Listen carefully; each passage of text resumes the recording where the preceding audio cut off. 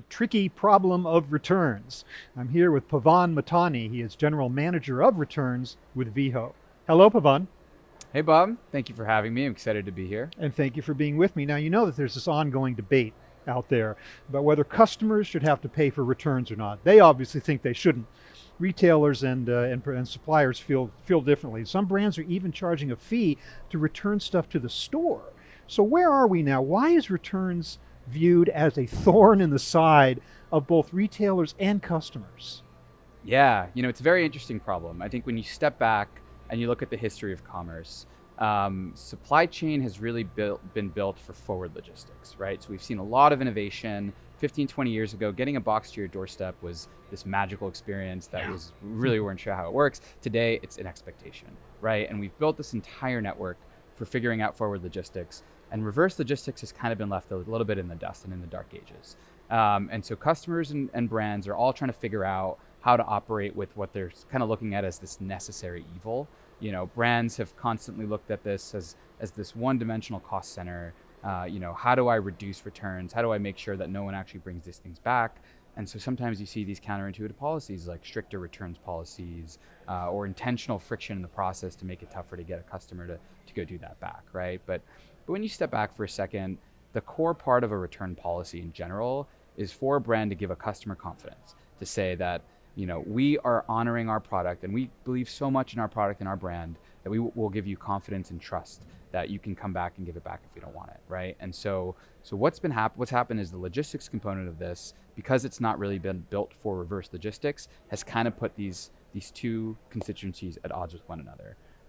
Brands don't want these back, customers don't want the friction, and it leads to some tricky customer behavior, right? So we're seeing customers procrastinate when it comes to bringing their returns back. They'll leave it on their shelf for 30 days, and then when it's time, they'll rush to try to go, get it back to the store. And brands actually need to get this back on time, right? There's a lot of pressure on these brands to figure out how can you actually get the merchandise back faster, get it back swiftly, get it back into your supply chain efficiently. Because the window to resell that item, especially if it's seasonal, like a pair of boots or sweater, the window is quite small.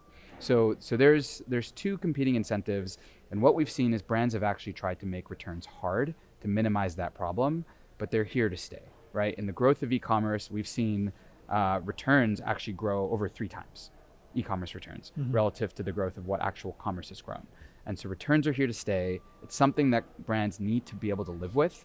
And we think that instead of making it harder, they really have to figure out how to make it easier, right? How do you take some of that friction out of the process that allows customers to adopt better behavior and actually realign those incentives? But the catch there is the easier you make it for them to return, the more they're going to exploit the opportunity.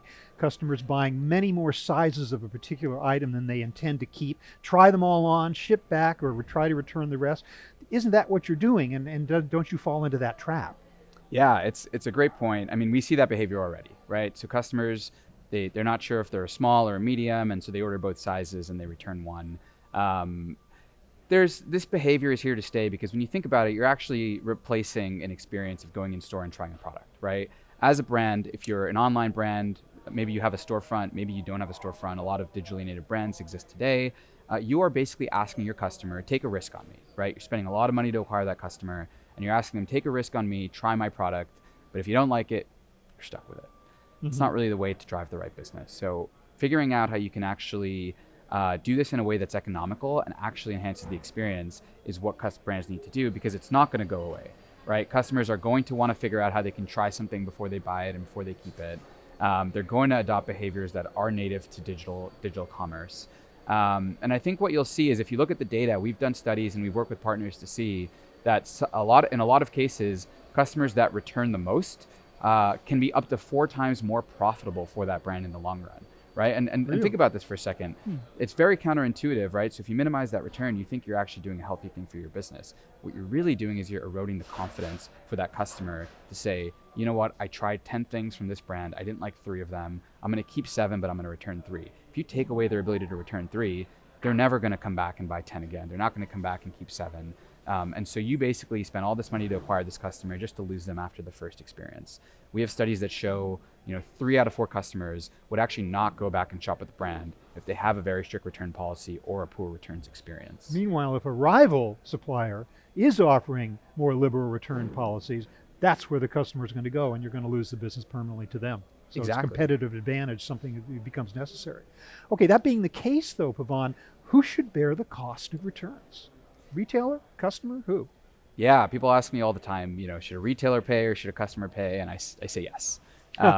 Yes, all the above, right? Mhm. So what we've seen, the beauty of e-commerce and what I love about how we've digitized commerce in the past probably 20 some years is that we've been able to take everything and break it down to data, right? You're able to look at things not as a one-dimensional, one-size-fits-all, but you're able to break it down. We don't, when it comes to shopping and you shop online, we don't ask a customer to only have one option for shipping, right? We give them a free shipping option that's really slow, unless you're Amazon, you can do it tomorrow.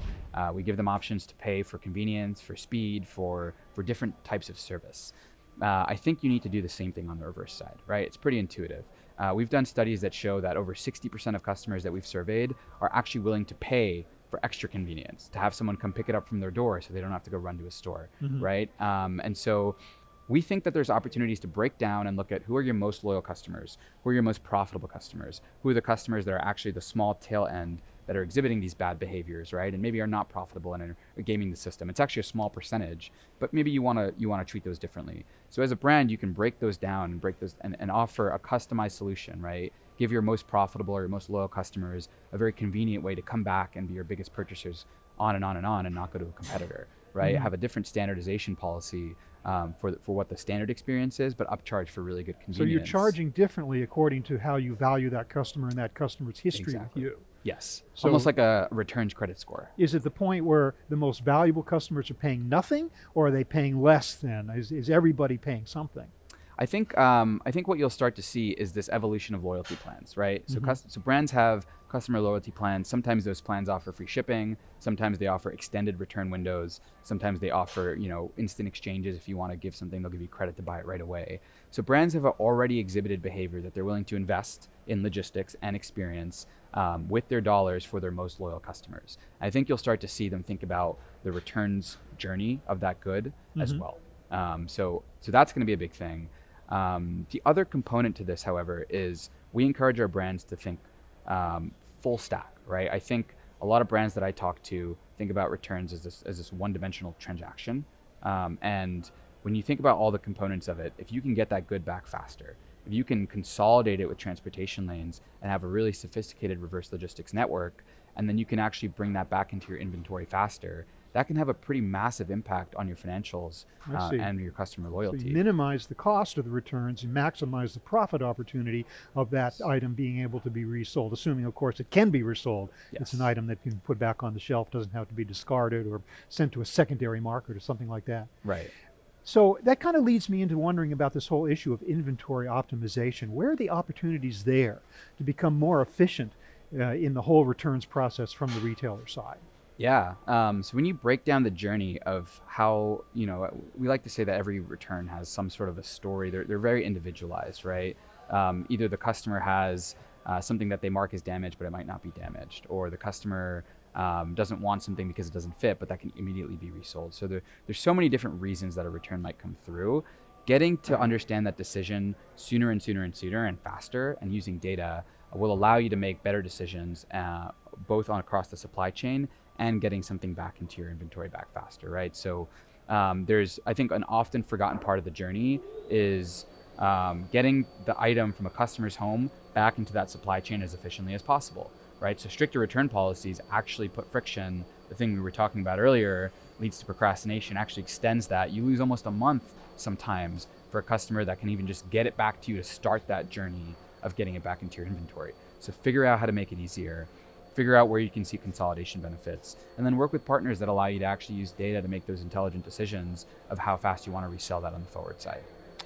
Pavan, thank you so much for helping us to solve this tricky problem of returns. I really appreciate your insights on that, but I do want to take a moment to ask you about Veho.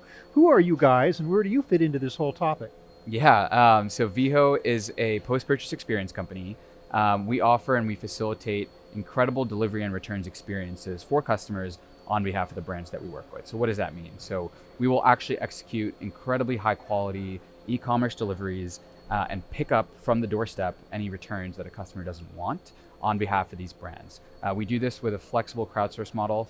We have a gig economy model that drives technology through the entire experience. We combine that with just under 40 different physical warehouses across the country and a supply chain network that drives optimization and consolidation throughout. And so where does Veho fit in this equation? We have an offering called doorstep pickups, right? And so that part of the journey that I mentioned that's often forgotten, getting the good from the customer's home back into the supply chain as efficiently as possible, we take all the friction out of that process. So we make returns very easy. We get rid of the need to go find a box or print a label. Nobody has a printer these days. You don't have to go run to a store. You can leave it at your doorstep and schedule someone to come pick it up the next day. We'll box that, we'll send it, we'll consolidate it through a sophisticated transportation network that maximizes that experience for the customer, gets the good back in the supply chain faster. You'll get consolidation benefits to the transportation journey based on our captive reverse logistics that's purpose built for this, and allows companies to actually go get that back into their inventory faster and make those decisions further upstream. Thanks so much, Pavan, for your insights into this whole topic and for telling us a little bit about Veho as well. I really appreciate your time. Yeah, thank you for having me. This has been great. I've been speaking with Pavan Mahtani of Veho. Thank you very much for watching.